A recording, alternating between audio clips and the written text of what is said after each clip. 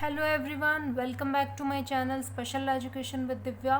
Today I'm gonna discuss an important topic which is how to teach alphabet writing. ये parent का most concern topic होता है कि मेरा बच्चा अल्फ़ाबेट राइटिंग कैसे सीखेगा। मैंने अपनी प्रीवियस वीडियो में स्टार्ट स्टॉप्स दिखा दिया है, कैसे आप इंट्रोड्यूस कराएंगे राइटिंग को, वैसे मैंने आपको वीडियोस दिखाई है। उससे पहले मैंने फाइन मोटर्स की वीडियोस भी डाली हुई है, पहले आपको वो चेक करनी है, उसके बाद ये वीडियो देखनी है। उसका लिंक भी मैं डिस्क्रिप्शन में दूंगी। पर आज हम डिस्कस करेंगे कि मुझे अपने बच्चे को अल्फ़ाबेट राइटिंग कब इंट्रोड्यूस करानी है और किस तरह से उसको सीखना है लिखना। ये सारा हमारा टॉपिक रहेगा आज का। तो अगर आपका बच्चा 2.5 साल का हो गया है तो आपको अब it's high time to introduce alphabet writing. तो हमने लास्ट वीडियो में स्टार्ट स्टॉप किया है, उसके बाद आता है हमारा स्टैंडिंग लाइन। इस तरह से देंगे। बहुत से पेरेंट्स ट्रेसिंग बुक खरीद लेते हैं, 2 साल का हुआ नहीं बच्चा और ट्रेस करने वाली वो बुक खरीद ली, अल्फ़ाबेट ट्रेसिंग। बट उसमें आप देखना इतनी पतली पतली लाइंस होती हैं जैसे पेन से लिखा हुआ है, तो बच्चा उसमें बिल्कुल भी ट्रेस नहीं कर पाता है, कॉन्फिडेंस भी लूज़ हो जाता है और इतने इतने वर्ड होते हैं उसमें। तो अगर आप बच्चे को राइटिंग इंट्रोड्यूस करा रहे हैं, अल्फ़ाबेट इंट्रोड्यूस करा रहे हैं, तो आप थोड़ी सी मेहनत करो। इस तरह से पेपर पे बनाना है, मोटा मार्कर आपको यूज़ करना है, ताकि बच्चे का अगर हाथ थोड़ा इधर भी जाता है तो उस लाइन से बाहर नहीं जाएगा और कॉन्फिडेंस लूज़ नहीं होगा मेरे बच्चे का स्टार्टिंग में ही।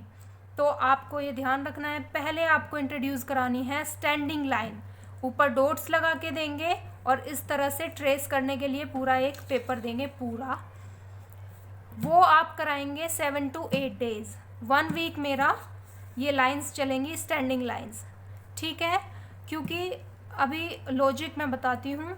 स्टैंडिंग लाइंस आपने कराई 7 to 8 डेज़।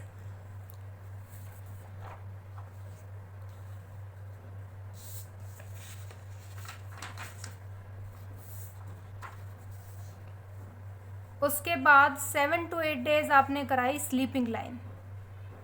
क्या कराई हमने? फिर से स्लीपिंग लाइन कराई। पहले हम स्टैंडिंग लाइन कराएंगे, फिर स्लीपिंग लाइन कराएंगे।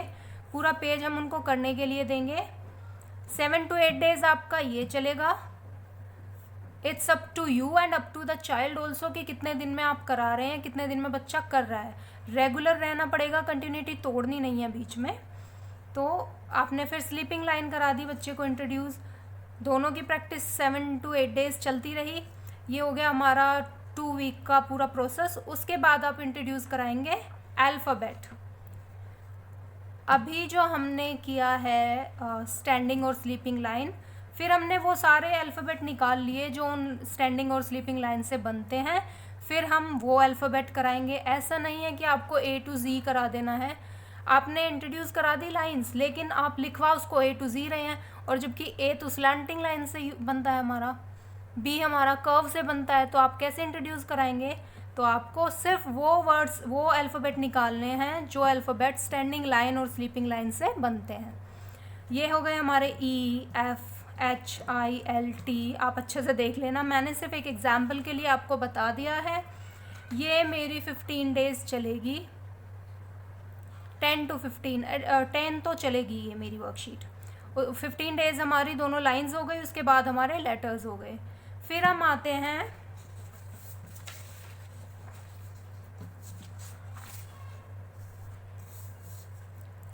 अब आप इंट्रोड्यूस कराएंगे slanting lines.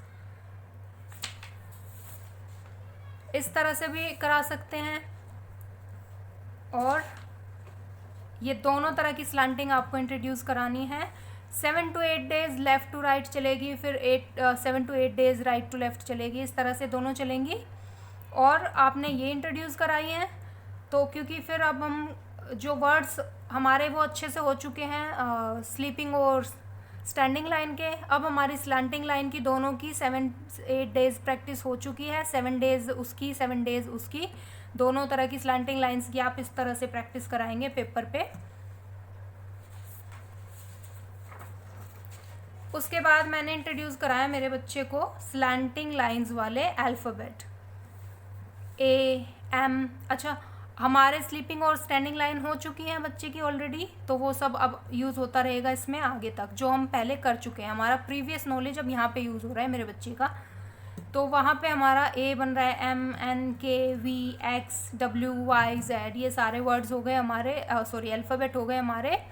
Slanting line, standing line सबका मिक्स हो जाता है। उसके बाद आता है हमारा कि मैम बच्चे को सीक्वेंस में नहीं सिखाएंगे तो बच्चे को पता कैसे लगेगा अल्फ़ाबेट। आप अल्फ़ाबेट आइडेंटिफिकेशन कराएंगे साथ में, इट्स अ लॉन्ग प्रोसेस। तो आप राइटिंग के साथ साथ उसको अल्फ़ाबेट आइडेंटिफिकेशन सिखा रहे हैं, सॉर्टिंग करा रहे हैं, राइटिंग चल ही रही है हमारी।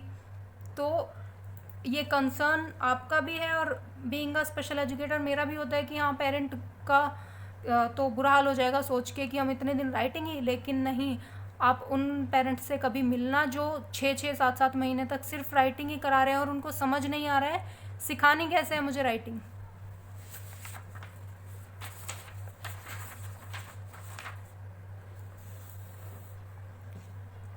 उसके बाद आ गया मेरे बच्चे को कर्व्स कराने का।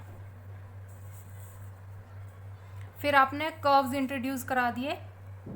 हमारा वो 15 डेज़ का ओवरऑल प्रोसेस चल गया है। अब हमारा आ गया कर्व का प्रोसेस। साथ में हमने वहाँ पे आइडेंटिफिकेशन कराई है बच्चे को। यहाँ आप कर्व करा रहे हैं, दोनों साइड से आपने कर्व कराए, सर्कल प्रैक्टिस भी करा दें उसके साथ साथ। तो 7 to 8 डेज़ चलेगा आपका ये वाला, और फिर 7 to 8 डेज़ चलेगा आपका ये वाला कर्व। उसके बाद मैं इंट्रोड्यूस करूँगी मेरे बच्चे को alphabet, curves alphabet which are B, D, C, इस तरह से ये सारे अल्फ़ाबेट आप उनको इंट्रोड्यूस करेंगे। आइडेंटिफिकेशन आप साथ साथ चलाएंगे। उसके बाद मैं आपको पूरा प्रोसेस बताऊंगी नेक्स्ट वीडियो में कि आपको इनके बाद क्या करना है। कई बार हमें सीक्वेंस नहीं पता होता, लेकिन आप ये कहीं नोट कर लीजिए पॉइंट कि मेरे बच्चे को मुझे 2.5 साल पे राइटिंग इंट्रोड्यूस करा देनी है। अगर उसकी फ़ाइन मोटर स्किल्स ठीक हैं, फाइन मोटर्स पे भी काम करना है पहले आपको, वो सब आप ऑब्ज़र्व करेंगे। It's a long process. मैं आपको ये नहीं कहती कि आप सिर्फ मेरी वीडियोस के भरोसे बैठ जाओ, नहीं, मैं सिर्फ आपको just to give you an awareness, और कुछ भी कह लो आप कि हाँ मैं आपको अवेयर कर रही हूँ या कुछ भी कर रही हूँ उसके लिए। बट आपको you need to hire a special educator also. बच्चे के क्लासेस के लिए घर पे आपको एक स्पेशल एजुकेटर हायर ज़रूर करना है अगर आपके बच्चे को डिफ़िकल्टी है तो हमारा ये पूरा प्रोसेस चलेगा।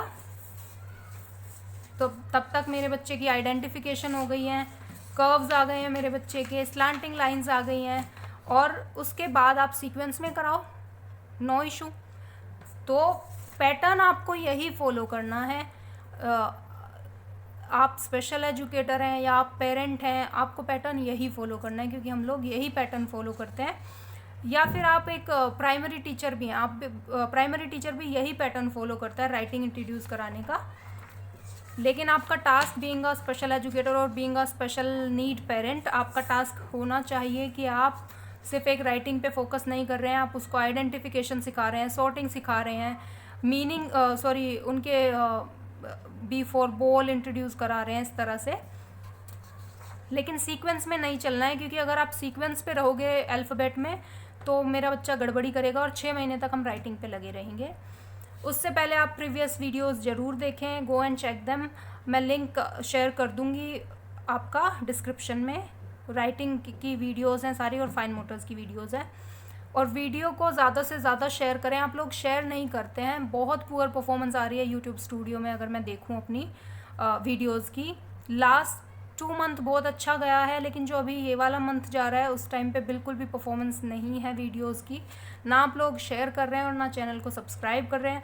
अच्छा, मैं तो अपना सब कुछ ही दे रही हूँ ना, जितनी नॉलेज मेरे पास है, उससे अच्छा मैं अपना घर पे जो मेरे पेरेंट आ रहे हैं उनको एजुकेट करूँ, या जो मेरे बच्चे पढ़ने आ रहे हैं मेरे पास मैं उनको एजुकेट करूँ। सिर्फ मेरा तो एक अवेयरनेस का चैनल हो गया ना कि हाँ मैं पेरेंट को अवेयर कर रही हूँ स्पेशल एजुकेशन के बारे में जितना हो सकता है। आपसे सिर्फ एक शेयर नहीं हो पा रहा है, मैं रिक्वेस्ट करूँगी आप शेयर ज़रूर करें और चैनल को सब्सक्राइब कर लें and press the bell icon जो साइड में आता है, ताकि आपको सारी नोटिफिकेशन टाइम पे मिलती रहे। Thank you so much.